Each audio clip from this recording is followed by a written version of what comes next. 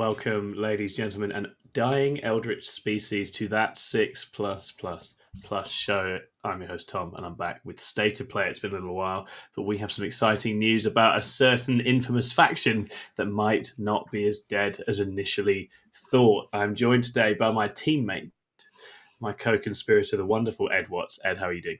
I'm fantastic, Mr. Tom Lowen. How the devil are you? I'm very good. We've been trying to schedule this for a few days. I've been very knackered after ITT, so it's not been easy. So I appreciate your patience, but we've got here. We're here. Our voices have just recovered, right? Yeah, it's taken several days to get the voice back up and running, but I'm looking forward to this. Obviously, Aeldari, one of my very favourite factions, and what a dramatic weekend for them as they became our heavy hitter and carried us to a fourth place finish at the International Teams Tournament. So absolutely amazing. So we'll be getting into that in just a moment, guys. But before that, please do hit the old like and subscribe. Please do leave us a comment. And if you're interested in getting more of these tactical nuances from us, then you can sign up as well to become a YouTube member, support us that way. All sorts of additional content, competitions, leagues in our Discord, all that good stuff. Come and get involved in the Discord. Anyway, it's free. We'd love to have you there. Right then, Ed Watts. So, picture the scene. Mm-hmm. We've got a team of people. They're trying to get ready, deciding what they're going to take to ITT. And then one of the members of this team, a known maverick, says, "Trust me, guys, Aeldari are the pick. Aeldari are back. I've got a plan. I've got a plan." So what I want to know, Ed, because we know it worked, so we're in a good spot now where we can look back and go, okay, this is brilliant. But what when you were thinking about Eldar, obviously Eldar are an army that have been fantastically strong at times, but have been nerfed repeatedly. They've got a lot less stuff on the board now. They've dropped out of contention in singles massively. So I'm very curious as a sort of thought process, how you arrived at that and what it was about the current Aeldari set of rules and tools that appealed to you at this moment in time. So effectively, you have to look at the current state of the meta. So a lot of it's going to be vehicles. So a lot of it's going to be vehicles without invulns, which are spammed. So if you look at the CSM, you've got Vindicators, Predators, even Forge Fiends. Even that's only got a 5-up invuln. It's stuff that you can bully, right? Yeah. And Eldar, as most Eldar players will know, is one of those lists that if you skew and sort of tool into a certain matchup, you're going to bully it. Yeah. And then you have to have a look at the sort of things that you can put in a survivable that can actually get primary. Because obviously, Eldar used to be able to win these matchups, relatively well. But to push for big differentials, they struggled because primary. Because it's a simple thing of, like a few Marines go over there. I'll take that from the pesky elves because they're only OC1, and all that good stuff. So effectively, I need to try and design a list that could bully those matchups and hold primary and survive. Yeah. So the Avatar was the first sort of point of call. Mm-hmm. Half damage, toughest 12, all that sort of good stuff. And he bullies the tank match. And he bullies the tank matchup because of his Overwatch. It's fantastic. You have a 6, or kill a tank that doesn't have an invuln. And his combat will kill 2 tanks, 3 and 3. He's fantastic for that as well. Mm. And I think currently the reason why we went for the Eldar was because looking at the Codman list, you've got Sisters, CSM, like a lot of vehicles for Iron Storm, like Ultra Storm and stuff like that. Yeah. So I was like, I'm pretty confident people are going to be taking those. And in a 5-man comp, when like 3 or 4 of those lists are that stat check, it's very easy to protect that Eldar. Yes. Unless they've got like 2 or 3 counters, then the Eldar becomes bust, right? Yeah. But even then, it's still Eldar. So it'll still score. You can still play KG. Yeah. So for the uninitiated, just to talk you through this, so obviously we're taking this to our teams tournament where Ed goes 5-0 and wins with 4 huge scores. Not to give too much away, but we'll get to it a bit later. But obviously what Ed's talking about here is that because people are skewing very heavily into vehicles, there's going to be a lot of them in a team setup. So you might have a team that have 4 lists that are, lots of mech, lots of vehicles. That means that for something like Eldar, which has been designed specifically to hunt them, it's going to be easy enough to make sure it gets into something that it really bullies, and it's not going to get in a situation, which happens to Eldar a lot in singles at the moment, where it's being picked on by something it doesn't have the right profiles to deal with. Yeah. Because the Eldar are just too specified now. It's hard to they're very specialised, aren't they? Yeah, it's hard to, which is what Eldar should be, right? I'm not against it. I think Eldar are still a good army. Yeah. And it's still an army that you can solidly go 4-1 with, maybe even a 5-0 if you hit the right pairings. Yeah. But it's one of those. It is also one of those lists where there's no redundancy. There's absolutely nothing to like. If you misplace an avatar, if you misplace warp spiders at the wrong time, and all that sort of thing, you lose out on a lot of it. Yeah. Pairing the Eldar are easy enough, and this is the reason why I thought it was. Another reason why this is, by the way, guys, is because the other option was Sisters. Yes. Yeah. It's a big part of this is it had no forward deploy.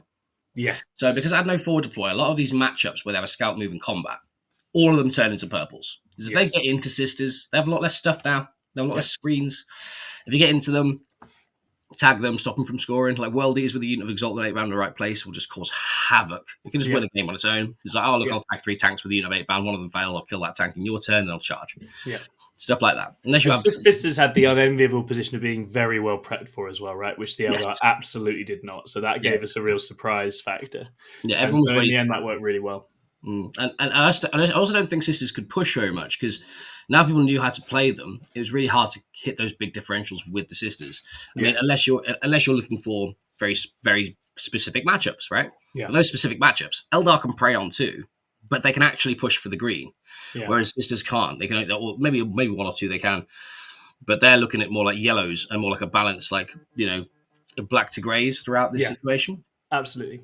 Which is one of those. I think that ability to completely decimate enemy armies, which is what the Wraithknight Avatar combo, which we'll get to in a moment, gives you, is very, very powerful. So let's move into that now. Let's talk about the set of units you arrived at, because you obviously did a bit of refining and working on. There were a couple of ideas out in the wild, but you kind of cooked up your own concept. Let's talk about the suite of units first, and then let's talk about the way in which the Eldar Index and the rules work to actually get the best out of them in a sort of in a competitive setting.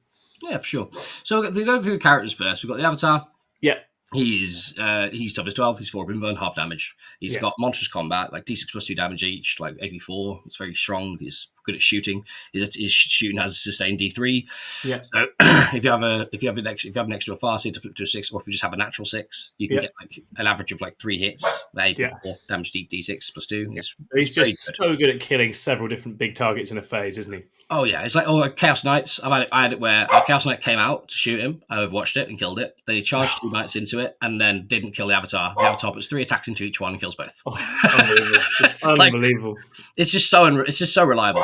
Yeah, he's absolute beat stick. Yeah, he's a bit crazy, but it's also like the Avatar also gives you the opportunity to get primary in other places. So he's OC6. He can Overwatch. You can back him up with Corsairs behind a wall and all that sort of thing. And you can create these sort of like areas which actually have like between 10 and 12 OC. And then if they threaten it, you phantasm the Corsairs back behind the wall. Yeah. And then just kill the unit next turn with the Avatar and then just hold the primary again. So they actually haven't traded for much. Yeah. Or you can set up areas where you have like a character in the middle of the board, like Fuegan or the Wayleaper. So you can phantasm into the middle objective and just get yourself 15, unless they give you a unit. And because of all these armies that have loads of tanks, they also don't have redundancy. They also don't have it either. Like they lose 2 or 3 tanks early on, they're in a bad position. Yeah. So especially if they can't kill the things back because they shoot at toughness 12 minus 1 to wound, right? Yeah. So this is where the skew meta starts to play against them, where they've gone all tanks. Well, actually, you're going to have to give me tanks because you haven't got anything else to give me. Because I just go, right, I've got a unit of 5 Corsairs here in the middle of the board, behind one of the small ruins. Right, it's going to be there. If I roll like a 2 on the advance, it's out, and it's on the objective. This, by the way, guys, I saw so many Eldar players not doing this with Phantasm. This is why Phantasm is incredible. It's not getting out the way. It's getting in the way. I could get on an objective and change the primary game, which means you have to give me stuff for free to stop it. Because then you go, well, I don't need to do it. I'm not going to do it. Well, there's no need, but I could have done it. Yeah, and so even you have to play so differently into it if you set up little traps with all these infantry around the board on the different points. Oh, for sure. And it's also stuff like, if it's another example for me is, one time I Phantasm Fuegan, and he's like, okay, so you're going behind the wall. I went, no. I just moved him 5 forward. He was like, oh. I was like, well, I've got cover, so I'm probably going to survive. And you either charge me with Abaddon's Chosen Brick, and I kill him. Or I charge Abaddon with Fuegan, and I kill I kill Abaddon. Or I kill the Chosen. Yeah. And he was like, oh, well, he doesn't kill Abaddon on average with his precision, right? I was like, nah, probably not, right? It's strength 5. Attacked into toughness 5 or 6, whatever it is. And you have a 4 Bimba. And you got 9 wounds, so no, probably don't. And then he was like, okay, cool. So he carries on, shoots Fuegan, doesn't die, doesn't charge with Abaddon, which is a big key thing here. Yeah. And Fuegan just walked forward, charged Chosen, killed the 5 Chosen, and then just sat outside of 3 inches of Abaddon. And I was like, you're not attacking? I just killed 5 Chosen for free. It's stuff like that, right? He's trying to basically make their units redundant by using such reliable damage. Yeah, and there's just so many powerful tools for that. And obviously, Fuegan's in the list, Avatar's in the list. What other characters have we got? So we've got Wayleaper with his Phoenix Gem, so he gets back up on a 2-up. So you've got 2 characters that get back up when they die, which I can attest from Biosanctic. Very good thing to have. Yeah, it's anti-trading, and the fact that one of them's alone up is fantastic. Yeah. And so the Wayleaper's the Warlord, so he gives you an extra CP. If you have a game where you're playing like a game where you have to be on the back foot and that sort of thing, he is good secret mission tech, especially with like moving 34 inches. Which is nice. Which with the Fire and Blade and Auto Advance. But he's there for extra CP, alone up. He has a fusion gun, which in this matchups where you've got a Rhino to open stuff, he'll just move 14, grenade, shoot it, use a 6, kill the Rhino. Sweet. Yeah. You've got those 2 little characters who can both essentially kill tanks on their own on a good day, right? They're both very, very powerful. And that's where the Eldar rerolls just turn these little one-gun characters into incredibly consistent, dangerous people. Yeah, especially Fuegan's melt to 6. Yeah. So it's just like, it happened to I said there was, at one point, there was a person I was playing, I was like, oh, if I move, I get overwatched by Fuegan, but if I don't move, I get shot by a Wraithknight. I'm like, yes. That's the trap. Yeah. That's the trap. And he was like, oh god, no. Fuegan's there. The Phoenix Gem guys there. Next we're going to move on to the Death Jester. He was an pick for the weekend. Yes. Yeah. How did you feel about him having run him? Because he was we were on the edge with him, right? We were just trying to decide. He was fantastic on the UKTC Wars because obviously having that extra loan up is very good. Yes, really good. Also, very good at killing tanks, weirdly. He doesn't get wounds. Like, he'll get like an average of like 8 hits. Because if you roll like a 6 and then roll 9 hits. You get like you roll 1-6 on 4 dice and then flip a 6, so you'll have like 9 hits, which is out like 3 wounds, maybe 1 or 2 devs. It's pretty good. And you got an Eldar reroll, so maybe like 5 wounds, 4 wounds, 1 or 2 devs. And I've just had turns where he just goes off and kills like 5 Marines, just kills them all on his own, and he's pretty fantastic for that. But another good thing is that his Overwatch isn't bad either, because if you have a 6. Like this happened at one point. A tank's left on like 1 wound or something, right?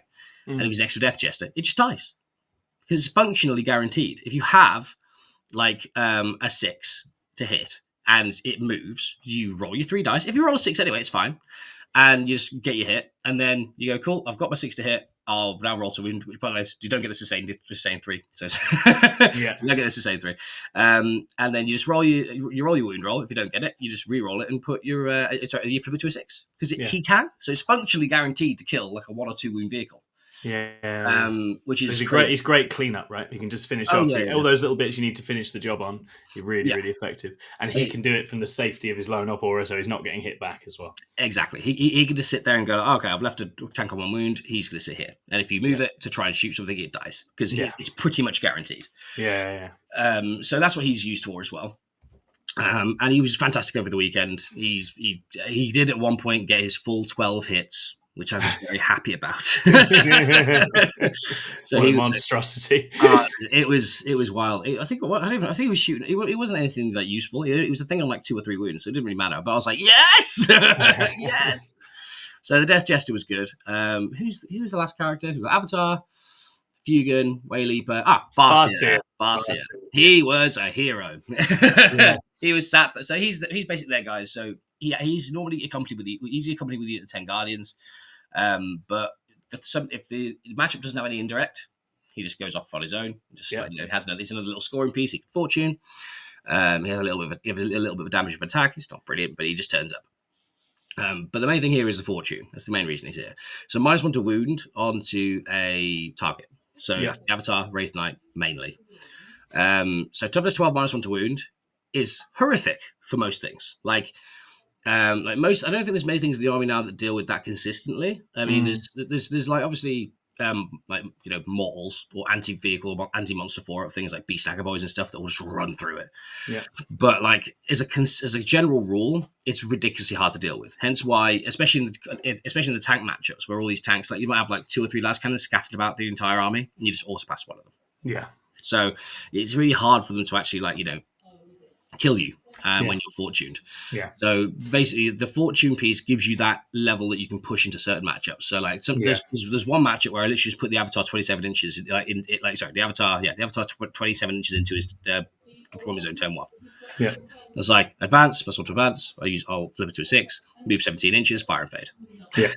He was he's there. He's there. Just sat there, and he was like, and he shot everything at it, and he couldn't kill it. Yeah. Yeah. I took a grenade. So yeah, that's fine. That's all good. And this, guys, I think this is the thing where when you look at the Eldar list and the components, you're very, very conscious, and I think we were all conscious going in, what can go wrong and how easy it is for different things to go. And this is where the real knack, I think, to using this list, and probably using Eldar in general well right now, is knowing exactly where you can use your assets without losing them. And if you can achieve that, you can create catastrophic problems for the opponent, right? The Avatar is such a good example. There are certain matchups, certain situations where he cannot push. But if you get one that you can literally put him aggressively into the opponent, it gives them a problem that they just can't deal with. Yeah. I mean, fire and fading an Avatar 27 inches is very fun. Yeah. And like you can also line it up like he basically mainly you want your Avatar to be fighting on an objective and your Wraithknight to be sat on one objective, fire and fading off it. Yeah. So like that's the general theory. So you're basically activating the Wraithknight every turn just to pick up like a tank, maybe 2 a turn, depending on how lucky you are. And it's just stuff like that, right? Like that's where the Farseer is there for, just to give it some fortune, just so it can run off and do its own thing for a little bit longer. Yeah. So there's also in the Sisters matchup, everything wounds on 6s. From hunter killers. That's it. Yeah. And that's what I mean. You have those few things scattered around that are hunter killers. As soon as they're gone, oh look. Yeah, exactly. We're fine. Yeah, exactly. And I think that Sisters in general have been struggling a little bit with toughness skew, and this is another form of toughness skew, more specialized, more concentrated in 1 or 2 places, but still very, very effective. So you've alluded to it, Ed, our big ghostly boy, but let's talk about the Wraithknight, because this was the real surprise factor. This hasn't been seen since the early days of 10th when it was reigning in terror. But the Wraithknight, let's talk through the selection of a Wraithknight in Eldar right now. So the Wraithknight, we've actually been testing the Wraithknight me and Harlan have actually been testing the Wraithknight for a while, to be honest. Yeah. Like for quite a while. But obviously we were looking at it from a singles perspective. Yeah. And we always had that same issue where, at some point you just hit someone with over 80 models and you lose. Yeah. So that's the thing that can happen. But the Wraithknight was here because it's AP4. It's very high strength. It's very high AP. It's 2d6 damage, and it has dev wounds. Yeah. So it's hard to kill. It's another toughness stat check. And it will just, its OC is really high. So it'll just sit on an objective, shoot, and then move, then fire and fade, shoot, move, fire and fade, and just go around. Also, it's another piece you can just move 26 inches up the board. As soon as if you kill, that's what I've done on the CSM game. I've got the big win into. If you, the Wraithknight just went, oh, okay, so now you've got 2 things left to kill it, boomf, and just moved to 26 inches into his plum zone. Fired it like a bullet. And he was like, oh my God, I can't deal with it.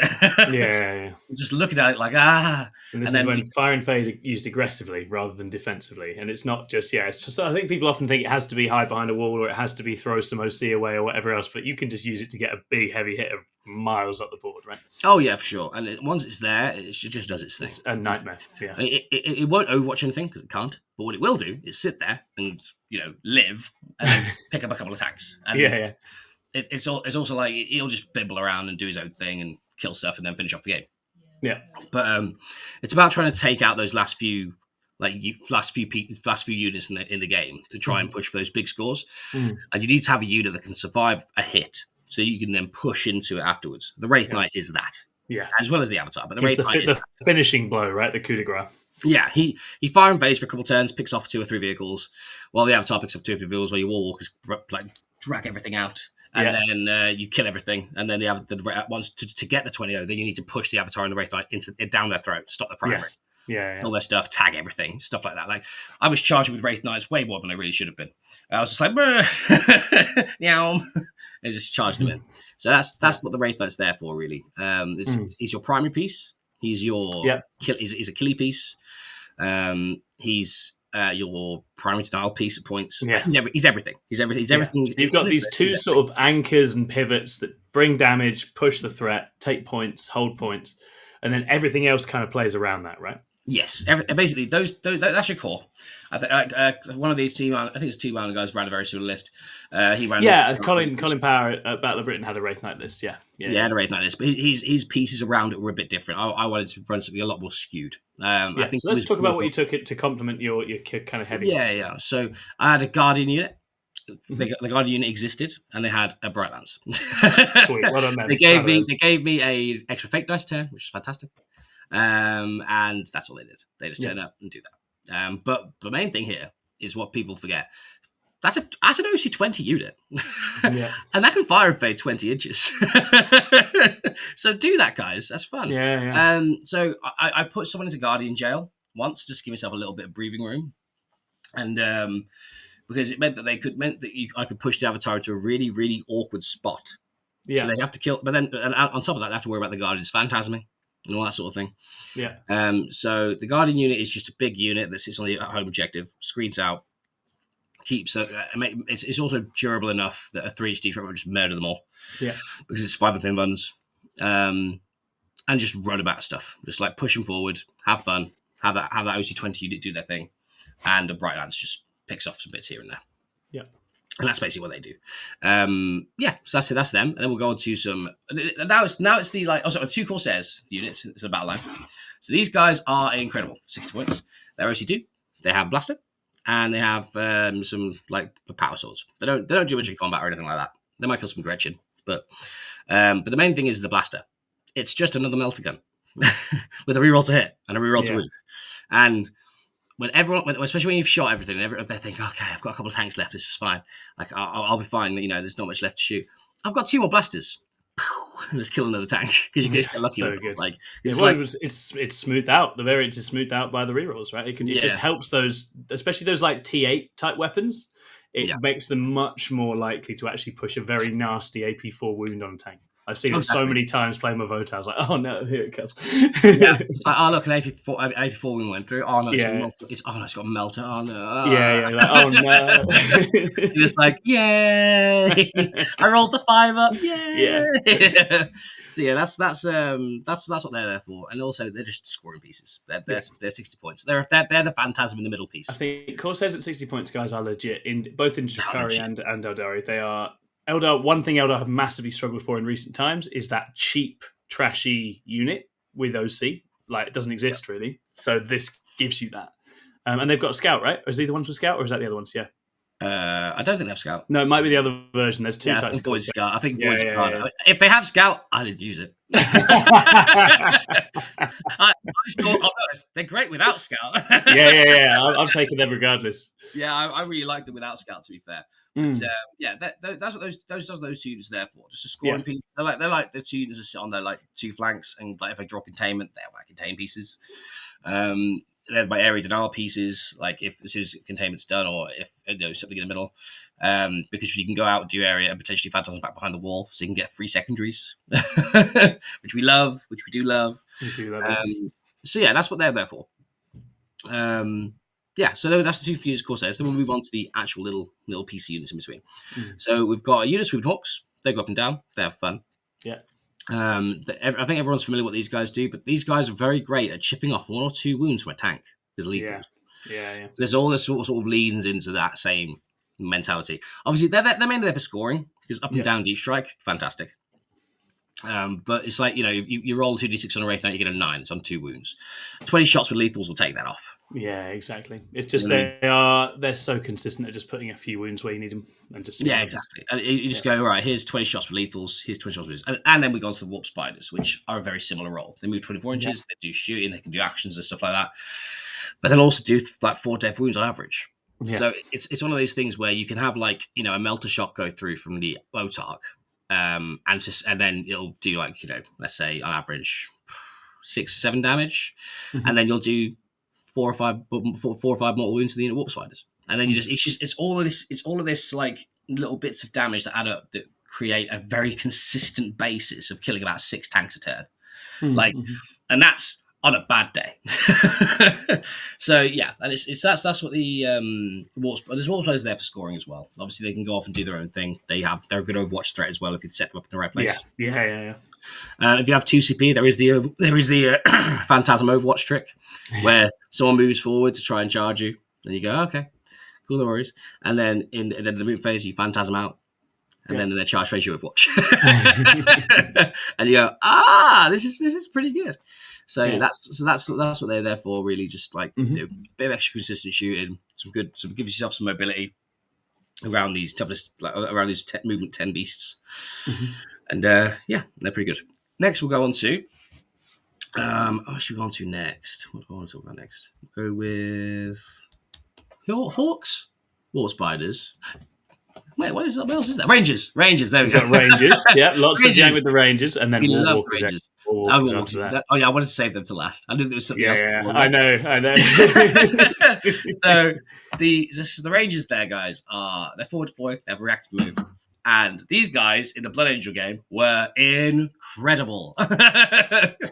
So basically, what you use these for is you go into an awkward position, you go an inch away from the wall, make combat matchups have to come around the wall so they have to get to you and stuff. You have a reactive move, and if they roll out a cheeky 6 on the reactive move, they're Phantasm. So you can keep them alive. So it's potentially, if you get lucky on the reactive move and the Phantasm, they're potentially going quite a lot of distance away, while still also drawing out pieces so that they come towards you. But the Rangers are there mainly to screen where the Wraithknight's going to go. Yeah. So you're going to go, I can see a line all the way into his deployment zone from this side of the map. I'm going to have the Rangers start there. So you push the Wraithknight there, and then the Wraithknight, and then the Rangers screen. So a lot of these, and you got to remember, a lot of these armies that want to charge the Wraithknight need the entire unit to do anything. Yeah. So what you do is you go, okay, so you're going to set these guys up. You're going to need to advance and charge to charge me. So you're not going to be able to shoot. So I'll have 2 Rangers. Yeah. Cool. 2 Rangers, right? 2 Rangers stood there, and a Warwalker stood there, means they can't base him. It's just stuff like that. This is some very clever setup stuff where it's just making sure they never get the connect into the Wraithknight that they need. Yeah, like blocking off with trash. And so armies that are very one-dimensional in terms of combat, and that's their thing, are going to really struggle at that point, right? Yeah, exactly. Like Exalted 8-bound hate it because it's not, Exalted 8-bound. It's one simple trick. It's one simple trick, especially with a reactive move. If they don't see it, they'll tell them there's a reactive move here, and they'll go, okay, no worries. They'll move forward because I think they're about to charge a Wraithknight. Your reactive move get like your 2 or 3 or whatever, and you'll screen out. So you'll have they can get like a few within an inch of him, or like one maybe 2 within an inch of him, but none of them, the rest won't attack because the Wraithknight's an inch away from all around here. They're basically quite big, they can't fit in. And then suddenly you've created this area where you're like, cool, they've charged with 8-bound. I'll take like 3 or 4 damage on the Wraithknight. I'll lose my 2 scratch trade pieces. That's fine. Now I'll fall back with a Wraithknight and shoot you for a CP. Exactly. And that's the sort of theory that you want to go for, right? Yeah. So yeah, that's what the Rangers are there for, really. Just to try and screen out areas where you want the Wraithknight, you want the Avatar to go, or move block areas where you want the Avatar to go without being charged by or shot by something, or move block stuff into their deployment zone if you go first. Absolutely. So those are the reasons for the Rangers. And then the Warwalkers, Tom. Yes. Now, this is my favourite bit of the list. So, the Warwalkers. Let's talk Warwalkers. What are they good for, Ed? No, they have a scout move. They bimble forward. They bimble forward. A lot of bimbling in this list. A lot of bimbling. They can move. They can move forward. They can move. They move in the movement phase if we go first, and they can push some serious angles on these UKTC boards. Like they can see. I think on one of the maps you can literally see into your opponent's deployment zone with your scout move. So, and you can also protect this scout move with your Rangers. So, even if someone gets the first drop on you and they drop first with somewhere you didn't really want to go, you just push the Warwalkers the other way because you can still utilize their scout move because you just put your Rangers down where they're going to go. Yeah. And 2 Warwalkers shooting into someone's deployment zone, opening a Rhino here or there, or opening a tank very early game is massive. And also, whenever you bring the Warwalkers out, you need to position them in a way where when they shoot, whatever shoots them back, you can shoot back. Yeah. That's a very key part of this because the Warwalkers are basically there as bait. They are the bait. Sometimes they'll live as well. That's the joke. This is the thing. People just underestimate -1 to wound. Yeah, -1 to wound for a Binvun. It's really hard to kill them. They're deceptively tanky, and they get this whole trading game started, don't they? Of like, here's the Warwalkers. They're going to shoot you unless you shoot them.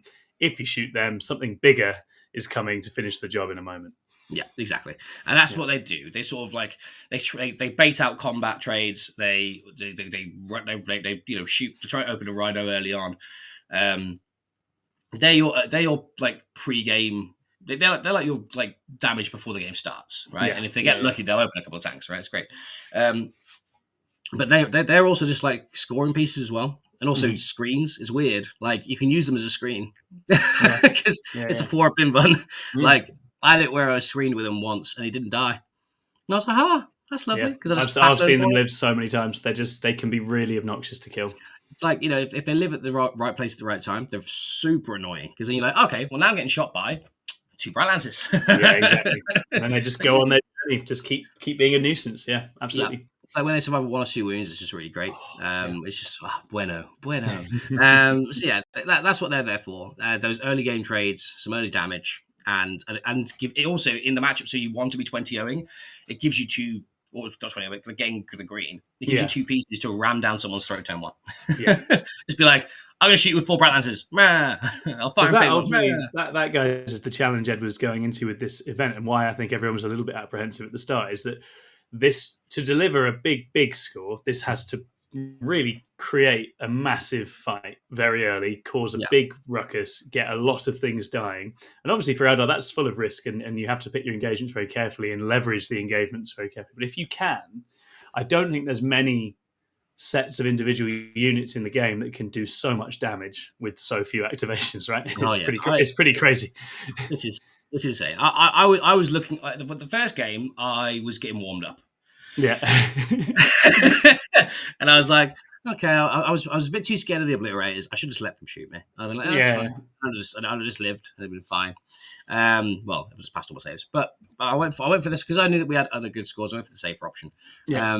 But as soon as I got my eye in, and especially on these UKTC wars where I can fire and fade, where I can tow them with towering and then come back. And that's the big thing that the Wraithknight gives you guys is looking over, shooting whatever angles it likes, then fire and fading to safety if it needs to as well, or going forwards. Oh, exactly. And it's just very good. It's just very, very good.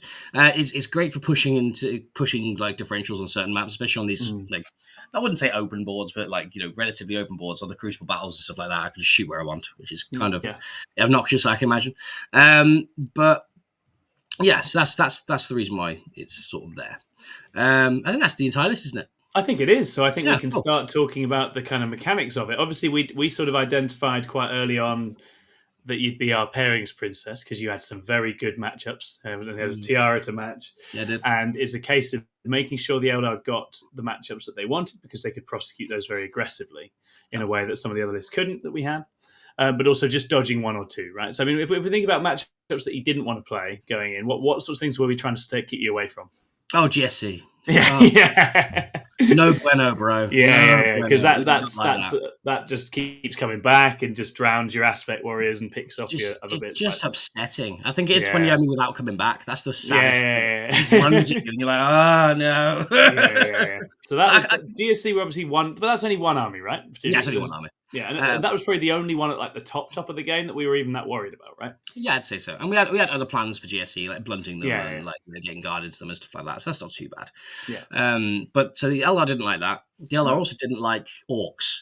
Not because of any particular reason, like they kill you to death, but it's just really annoying when they go first and they just shove their army at you, and you're like, It's just like, too many things, right? It's just too many things. You just all that marvelous anti-vehicle application, and you're just popping like 80-point trucks or whatever it is. It's also like the Beastlanger boys are very annoying in that match if they have a few units of them because I was going in Killer Wraithknight. Quite confident. I was like, I did the maths, and I was like, rerolls to wound, anti-monster 4 up, okay, this is bad. This is real bad. Let's not get. We don't want any of that smoke. We don't want any of that smoke from the Avatar or the Wraithknight. So you have to pay a lot more KG.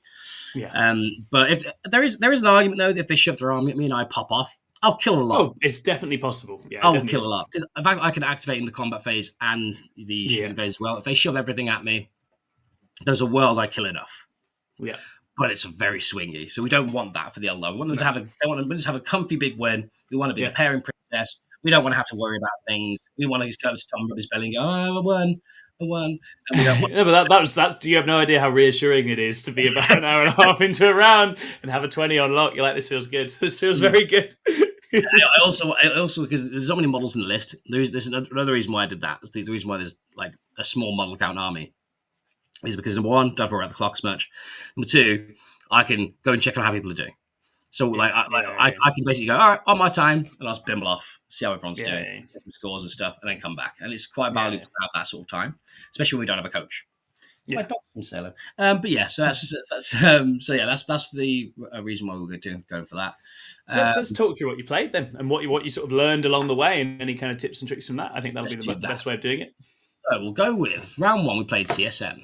Yes, we did. His name was, I remember. I'm not looking it up, I promise. Alex Beresford. There you go. So I think we knew to be quite a canny CSM player because Chris had played before. We knew he was pretty good. I was like, oh no, not someone good. We don't want that to round 1. But yeah, Alex played this list pretty well. To be fair to him, but the problem is, I knew that my list killed his. Yeah. So and this was CSM, lots of tanks, some obliterators, right? Yes, yeah. The obliterators was the key bit here. So the obliterators is the thing that mean that I can't just ram my army at him. Because obliterators activating in melter range isn't ideal for the little avatar. No, that's rolling the dice, isn't it? That's taking some risks. Rolling the dice. Yeah. Yeah. Yes, it's 5 to wound. Do you want to risk it? Exactly that. I think they only need to have one good day, and then it gets very peaky. Yeah, exactly. Yeah. So basically, what I was trying to create in areas was the avatar, making him charge me with his lord and stuff, which shouldn't really kill me, and making him charge with my lord, making him charge me with his lord, taking a risk there to make sure that when the avatar survives, it lifts everything back up, and then pushing with Fuegan in the middle, and pushing with Fuegan, the Wayleaper, and the Wraithknight on the other flank. And they did exactly that. Basically, they just this was the more dicey of the matchups, I would say, just because there was a couple of moments where it didn't go well for me. There's moments where it didn't go well for Alex. Like it was a bit, we went back and forth for a little bit. Yeah. Then I had one turn where the avatar just passed all his saves. So I was like, oh, cool, I'll just kill you for free then. So this was one of the more peaky wins, but this was me getting my eye in. So I didn't really know how to. I knew how to play the matchup, but I didn't know how to maximize and push into the matchup yet. And I was basically taking this time to learn. So because we already had a comfortable round by about an hour in or something like that. Yeah, we did. Yeah. So because we ran by an hour in, I was like, oh, cool. I'm just gonna have a nice chill game with Alex, and we're gonna go through Renegade Raiders, we're gonna go through CSM. I started measuring gaps between terrain. See where I'm. And by turn 4, I realized, if I toe onto this terrain with the Wraithknight and shoot something, and then fire and fade back, his obliterators have to come out in the open to indirect him. Yeah. That was huge. I was like, big revelation. If I do that turn 1. Yeah. If I do that turn 1, I'd just be like, fire and fading from the off. Yeah. So I was like, that's really good. So but this game was basically a learning curve. I played a little bit more reserved. Yep. It was me trying to learn the, ins and outs of the matchup and the little the tiny interactions that matter. And I found out killing chosen is important. From this matchup, which means in the next matchup, I did exactly that. Yeah. Because they're one of the things with the actual reach, they've got multi-phase, so that if they get into your sort of softer support parts, they can really kill off those pretty aggressively. Oh, yeah. Kill some or supple elves. Yeah. There's elves will die, unfortunately. They're not designed to, get be hit in the head. No. No, they don't want that stuff. I empathise with them, mate. So basically, that was the first matchup. And the second matchup, we had CSM again. Yeah, that's it. And so we knew the CSM player had played Eldar the round before, hadn't they? So they were well up for that. Yeah, he played the CSM. He played Eldar the round before and got a 19-1. This is an important aspect because before we started the game, we got the parents, and he was like, "Cool," and then the board came around, and Harley was like, "Points where you reckon it is?" No, points at the 15. And then he was like, because he was looking, he was like, "Wait, you said it was a 15?" I was like, "Yeah." And he's like, "This isn't a 15 matchup." I was like, "Oh, it's okay." I think it is, but we'll see. Yep. And then we carried on. And then I had this one. Basically, I did my usual thing: push out a couple of Warwalkers, bait out some stuff. Warwalker goes into a flank just to make him really want to kill him, because the Jester wasn't actually that good in that matchup. So what you do is just shove the Death Jester up, make him think you've made a mistake. They come out to try and kill the Death Jester. So I can get within 12 because I'm 6 away. I'm 5.5 away now, which means that you can't Phantasm away. Yeah, no worries. And then they say, "Do you want a Phantasm?" And I go, "Yes." And I Phantasm Fuegan. Fuegan in the middle that just goes into the middle of the board and goes, "Na." Yeah. So he just mumbled forward and did that. Comes to primary. He kills the Warwalkers. He kills Death Jester. Cool. However, he now has 5 tanks out in the open and 2 units 5 possessed. No, 4 tanks out in the open and 2 units 5 possessed, and I kill it all. Yeah. That is a bad trade for him. So Yeah. so at this point, I think I killed and I killed 5 chosen, because that's the turn. Fuegan just went in and went, I'll just attack, I'll charge, attack. I got 5 hits, 5 wounds, 5 chosen dead. And he was like, oh, and the Abaddon couldn't activate back into Fuegan. And bear in mind, Fuegan hadn't died yet. So he still has to shoot him to death. He still has to charge him to death. Yeah. And Fuegan is right in that bracket of like so obnoxious to actually kill with anything. Like, it's just a pain in the ass. He really is. So that happens. And then turn 3, he kills some bits. I think he kills Fuegan once, but Fuegan gets back up. And then we just shove everything. That's when we just shove the Wraithknight, because at that point he doesn't have enough pieces left to actually threaten a Wraithknight or the Avatar. So I had a Wayleaper running off and like melting a Predator. Just like, oh, cool. Grenade. Oh, it worked. Oh, shoot. Oh, it worked. Cool. And I killed the Predator on his own. That was great. And then that was basically it. Like, all the pieces that I needed to kill were dead. Mm-hmm. I didn't lose too much. So it wasn't too bad. And at that point I just pushed onto primary and deny his, and that led to the 20-0. That led to my first 20-0 of the weekend. I was like, yes. But that gives you the sense of how that works, right? What the approach is, what the arrival time is, what you need to get to where to make that happen.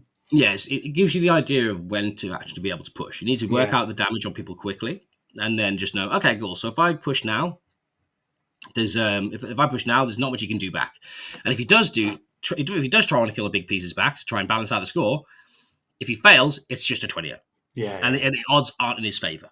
So that's what you have to try and be building up to, right? Yeah. Very well executed, man. So we know it likes CSM. It's had a good day with the CSM so far. It has indeed. What did you play next? Next, I played, I believe, Tyranids. Yes, it was Tyranids. That's right. So Tyranids, these poor Tyranids. These poor Tyranids.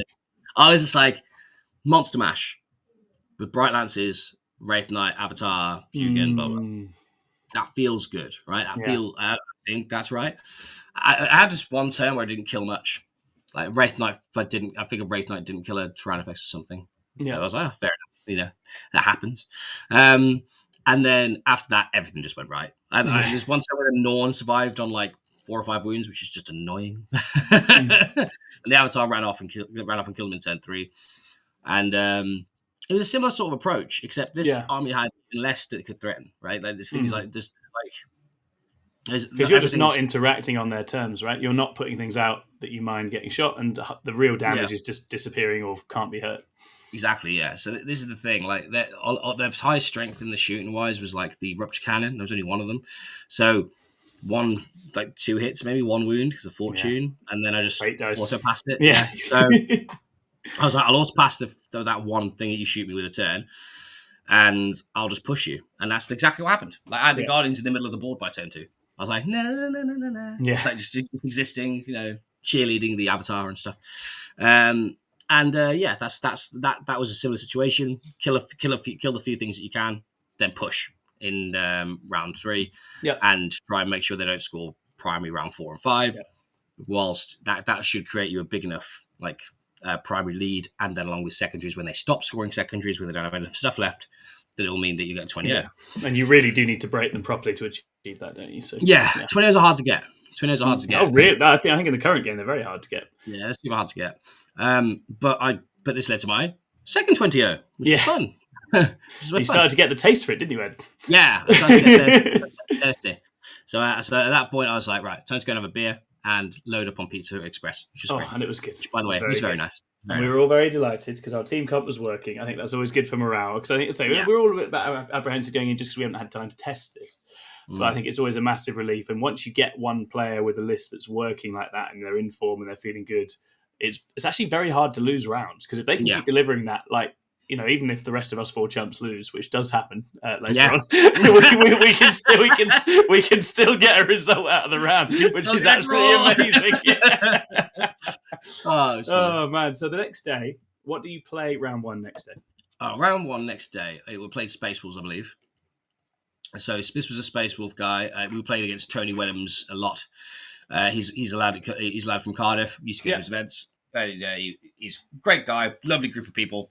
Yeah, they were. I played against. They were great, and I played against their Space Wolf player. Their Space Wolf player had a bit of an odd list, I would say. It was like a Land Raider. There's was not much stuff, to be honest. Not much stuff. And this is the part where this is the round where I was like, I can create Overwatch traps. This is fun. So this is the part where the Land Raider was sat there like, if I move, I get shot by Fuegan. I'm like, yeah. So if I don't move, I get shot by a Wraithknight. And I'm like, yeah. And he's like, I have to move and get shot by Fuegan, right? I'm like, oh yeah, I think so. Or if you don't, but I don't kill the Land Raider, right? Because I physically don't have enough damage to do it. But he moves, I shoot, I do 11 damage. And it was like, and then the perils of being a big tank with no in-run against Eldar is just, it's insufferable. Large. It's just insufferable. Yeah, it's so good because we're a position to Fuegan as well. You had no cover. I was just like, entire thing. Yeah. So it's just like take a 6 save, you fail it, there's 11 damage. Yeah, just fun. But yeah, so so that was that. This game was as much fun as it was. He didn't really have any tools to deal with the Avatar. Yeah, I think we felt like this list just didn't have the ways to get to grips. He did it. No, it just didn't. Like, I think this was the more comfortable round of the weekend for me. Yeah, but it was just because he just didn't have the tools. Like, he was like, I don't know what I'm going to do against this. And he like Fuegan, bless him, he killed like 700 points of his army. Fuegan is so good. I can't wait for that new model. He's so cool.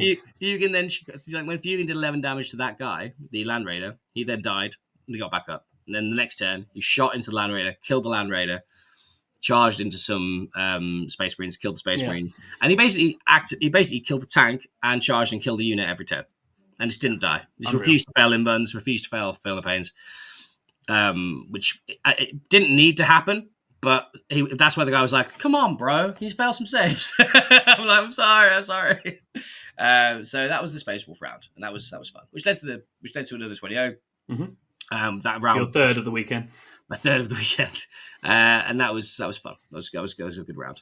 And so we then have Vanguard Tactics to finish up in. So this is obviously big. This is big. This is a big round. This is one we definitely want to get something from. Yeah. And what do we get you into in this one? I played against Jordan's Blood Angels. They chose this. They did choose this. They chose this, and I was like, do they know something I don't? Like, I was. I'm not going to lie, Tom. I was low key worried. So was I. Just because we knew it was good into the tank skews, right? We knew that by this point. But I was like, okay, really speedy melee. Like there are risk points with this. I'm curious to see. Well, I wasn't worried about the speedy melee. I was worried if there was some secret tech that I just didn't. So I was like, on paper, I should do quite well here. Okay. I should do quite well here because I can't hide the Death Company brick without sitting behind a home objective turn one. Touch on a terrain priest, I shoot stuff, right? So it was one of those things where I was like, I need to take out the bricks early on. I need to do as much damage to them as possible. And I was a bit worried about it, but I went. Did I go first or second? I went first. Oh yeah, I went first. I was scorched. That wasn't good either. I was like, that was not good. The heart started to beat. I'm like, oh, I'm sorry, Tom, I'm going to fail it. That was happening to me at the same time, and I did fail. So I'm glad that you didn't. I was just like, this is the round where it's going to fail, but luckily it didn't. Yeah. So basically, I was like, okay. So first turn, I pushed the Warwalkers up pretty heavily, killed it, opened his impulsors. And this is the bit where I was like, right, I need the Wraithknight to bait out the Vanguard unit. Yeah. So I was like, right, I'm going to put the Wraithknight an inch away from the wall, touching the objective on the bottom right flank. Yeah. Touching it, right? And then I made a very big thing about killing the unit of 5 Assault Intercessors that could come out, shoot, or charge the Rangers first and get rid of the screen. I killed them. The Rangers then set themselves up like with where for 1 inch the screens it out. And then there was 2 Warwalkers on the side that basically meant, there's 1 walker on the side, but the other walker was too far away to get charged. And basically what that created was this area around the Wraithknight where a 40mm base just won't fit. Mm-hmm. So the only way they're charging it is by getting him within an inch round the side with the Rangers. Yeah. And he moved, I reactive moved, and he went, oh no. And I was like, yeah, that's the bit, this is the issue. And he's like, okay. He's like, well, I'm going to do it anyway. Because it's too late. Too late. And I was like, yeah, sure, no worries. So, but that means you can't shoot the Ranger screen out of the way. So he charges, kills 2 Rangers. The Warwalker survived, Tom. The Warwalker survived, the hero. And then when he attacked it, like, I think it was 4 or 5 damage to the Wraithknight. At that point, I fall back and charge, and the Sangard brick with Dante is traded for 2 ranges. Yeah, that's not good. This is bad. This is bad for him now. And that's an expensive unit. Just an expensive unit. And then I had one turn where the Wraithknight, without fortune, I can't remember. I think it might have been without fortune, got charged by 2 captains, 10 assault marines, grenaded, tank shock, and I was like, yeah, this should kill it, right? This should kill it. Fair enough. Yeah. After what I just did to you, I think this feels reasonable. Didn't die. Oh my word! Left on 3 wounds, and I was like, oh, no, his stuff's out in the open. So I fell back, shot. Fuegan goes in, Wayleaper goes in, shooting, combat, lifts, like brutal cleanup at that point. Yeah, that's like all their heavy lifters gone. Yeah. And then basically this goes on for a while. So I deny primary, I get units in awkward places, and then I come back round to, and then he rapid ingressed a unit behind my backfield and charged some guardians, and I was like, I don't think this affects anything because he can't, because I know I have the Wraithknight that can just fire and fade 27 inches. 26 inches, and touch onto the objective or the avatar or whatever. Yeah. So he can't burn it. That's the killer thing. Yeah. So he can't burn it anyway. So I don't mind if he goes in and tries to fight some guardians through it. That's all good. So he goes in, fights some guardians. The Farseer runs off and gets his mates to come and help. Like, I'm getting bullied. And then I move the Wraithknight over, which has like 3 wounds left. Touch onto the objective, and Jordan's like, Jaws, bring it down. And I'm like, oh no. If he kills it, then he gets 4 points and 5 primary, and it's and then he gets a point. So basically 120 is 19-1. I was like, okay. He charges the Wraithknight. He comes out. He auto passes the battle shock because he needs to be able to hold the primary at the end, which means he didn't have the grenade. Yeah, but he didn't want to take the risk because he thought I should kill you with combat mortals and shit like that as well. Anyway, and again, the Wraithknight survived. Oh my word! Unbelievable. At that point, he shouldn't have, but he did. Yeah. So the Wraithknight survives again. That secures the 20 for the last round. Unreal. And so that game was great. Shout out to Jordan, by the way. Oh, Jordan's a lovely guy. That was a fantastic game. Vanguard was a good game. So that makes it, by my count, Ed, 4 20-0s, and what we'll say is a warm-up win as well at the start. So. Yeah. I think obviously for those listening, I think this got a lot of attention just because Eldar haven't been out and about much. I guess for someone looking to get use out of Eldar right now, be that in teams or in singles, what would you say the key lessons you learned at this event were? What were the sort of the fundamentals for getting the best out of this? Reinforce the fact that you need to create areas of trades where you don't trade anything. Yeah, like, you need to. Anti-trading, very, very important. Yeah, anti-trades. Super important to the structure of Eldar right now. So you got your characters to get back up. You've got phantasming onto objectives. Yeah. You've got phantasming off objectives. You've got to create these sort of areas where you get the maximum out of your units. Yeah, because you just don't have many, so you have to get up on casualties, right? Otherwise you're in trouble. Yeah, and also I'd recommend practice a lot. Yeah. I did not. But you should practice a lot because... Do as he says, not as he does, guys. Yeah, do as I say, not as I do. With a list with such low redundancy, if you're trying to do well with Eldar and you're trying to hit those, like if you're an up and comer, you're trying to hit those 3, 2, 4, 1 brackets. You need to bear in mind that at some points things are going to go wrong, right? Yeah. Things are going to go wrong, and also mine is a teams list, so don't think you can pick it up and take it to singles. You will get absolutely destroyed. Yeah, it has some good matchups, but it has bad ones too. Yes, it does have bad matchups. So just bear that in mind. You can still lose games with that. You can still lose games like this, even into combat pressure if you play it wrong. Combat pressure is one of those games where if you know how to play against combat pressure with Eldar, you can do quite well out of it. If you don't know how to play against combat pressure with Eldar and not screen in the right place, or let something activate with a bit too much efficiency, you're just going to suffer. So for all the Eldar players out there, practice. Yeah. And also whatever list you design to do, understand that it's going to take a certain role. Yeah, it's a specialist army right now, right? And run with it. Like if you're going to build a list for anti-GSC and you hit sisters and you die because you can't kill the tanks, accept it. Go fine, no worries. It's like me. If I ran that list to the event and I didn't, I hit GSC. My list is not designed for GSC. It is designed for sisters. It is designed for tank heavy matchups. So if I play against them and I lose, it's fine. Don't worry about it. Absolutely. And that's it. You just have to be at peace with the fact they're incredibly good at whatever you build them to do, but they just cannot cover all their bases like they used to at the moment. Yeah. And I guess we wait and see if maybe a book changes that in the future, right?